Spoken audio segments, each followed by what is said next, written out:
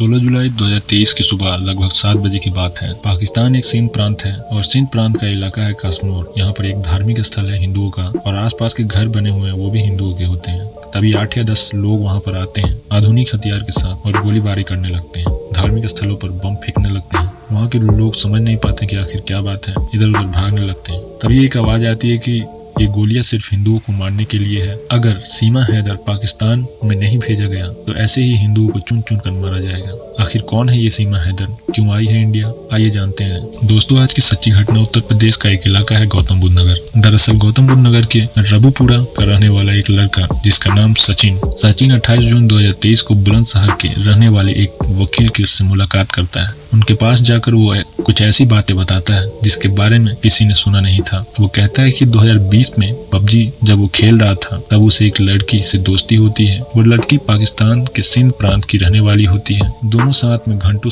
Game खेला करते हैं। धीरे धीरे दोनों को आपस में प्यार हो जाता है। उसके बाद सीमा नेपाल आती है और सचिन भी वहाँ आता है। दोनों एक साथ रहते हैं 7 दिनों तक। 7 दिनों के बाद सचिन जो है वो उसे कहता है कि तुम अब वापस जाओ, क्योंकि उसे ये पता होता है कि इसके 4 बच्चे हैं और वो शादीशुदा है। वो कहता है कि यदि तुमको भारत आना है तो अकेली मत आना, अपने बच्चों को लेकर आना, क्योंकि बिन माँ के बच्चों की हालत कैसी होती है वो मैं जानता हूँ। और सीमा हैदर पाकिस्तान चली जाती है। वहाँ जाने के बाद ये सचिन की फोटो और साथ में बिताए हुए वीडियो उसने नेपाल में बनाए थे, उसे देखकर उसे याद करती है। और कुछ दिन बीत जाते हैं। कुछ दिन बीतने के बाद अब इसे बेचैनी बढ़ने लगती है और ये तब ठान लेती है कि इसे पाकिस्तान में नहीं रहना है, इंडिया जाना है। तब वो अपने पति गुलाम हैदर को कॉल करती है जो कि सऊदी अरेबिया में काम करता है और उसे बोलती है कि मुझे सऊदी आना है, उम्रा करना है और फिर बच्चों को भी साथ लाना है। उसका पति जो है वो पैसे भेजता है। पासपोर्ट बनवाने के लिए कुछ दिन लगते हैं। पासपोर्ट बनकर आते हैं और अब सीमा हैदर कराची एयरपोर्ट जाती है। वहाँ से फ्लाइट लेती है और दुबई के शारजहां एयरपोर्ट तक जाती है। शारजहां एयरपोर्ट से वो फ्लाइट चेंज करती है और सीधा नेपाल चली जाती है। नेपाल के काठमांडू से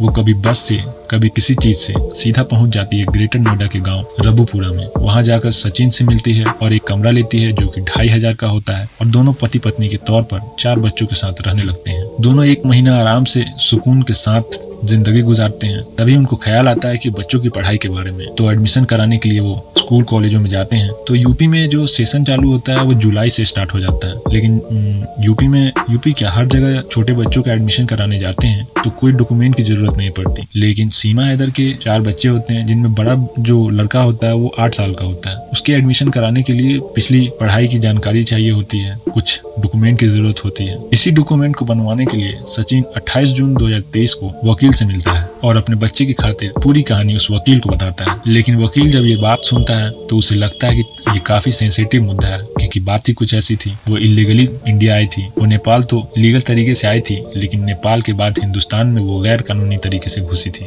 इसी कारण से वो वकील पुलिस को बुलाता है और पुलिस सीमा हैदर और सचिन और उसके पिता को गिरफ्तार करती है। लेकिन महज 24 घंटों में इन्हें जमानत मिल जाती है। इसके बाद ये खबर चारों तरफ फैल जाती है। मीडिया वालों को पता लगता है। मीडिया वाले सीमा के घर पर आ जाते हैं। ये सारे लोगों से बातचीत करती है। एक इंटरव्यू में सीमा से पूछा जाता है कि तुम कहाँ तक पढ़ी हो, तो वो कहती है कि मैं बस 5वीं पास हूँ। लेकिन जिस प्रकार वो बेबाक तरीके से पत्रकारों से बातचीत कर रही थी, अपने बातों में इंग्लिश का शब्द इस्तेमाल कर रही थी, इन सब चीजों से ये साफ जाहिर हो रहा था कि वो झूठ बोल रही है। सीमा का पति दुबई में है। उससे भी कुछ पत्रकार पूछताछ करते हैं तो वो बताता है कि वो कभी स्कूल गए ही नहीं, बल्कि बेनजीर भुट्टो के द्वारा एक स्कीम चलाई गई थी जहाँ जहाँ स्कूल नहीं थी कि घर घर जाकर बच्चों को पढ़ाई जाए। उसी में वो थोड़ा बहुत पढ़ी थी, लेकिन वो कभी स्कूल गए ही नहीं। और बातचीत से एक और खास बात पता चलती है कि पाकिस्तान में जो आम भाषा है वो आम भाषा जो है वो उर्दू है। लेकिन ये जो सीमा हैदर है, जिस तरीके से ये बात कर रही है, इसकी भाषा में पूरी हिंदुस्तानी भाषा है। एक भी वर्ड उर्दू के नहीं है। इन सब बातों से काफी शक पैदा होता है। जब एक पत्रकार उससे पूछता है कि आपके अंदर पाकिस्तान की भाषा दिख नहीं रही है,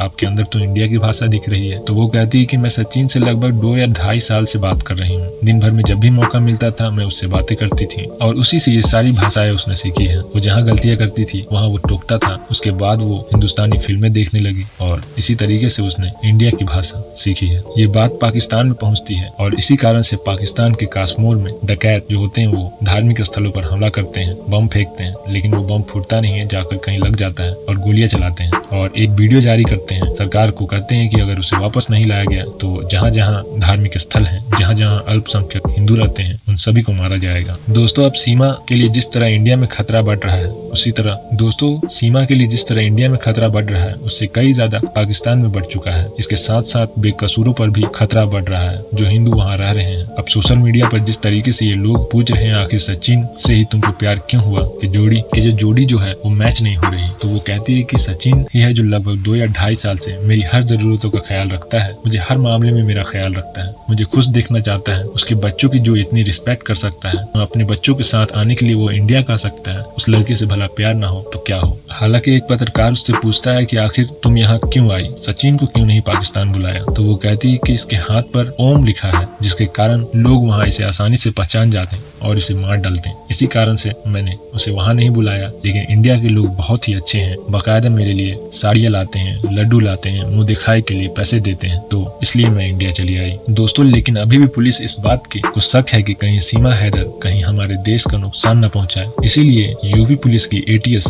मामले की जांच कर रही है। एक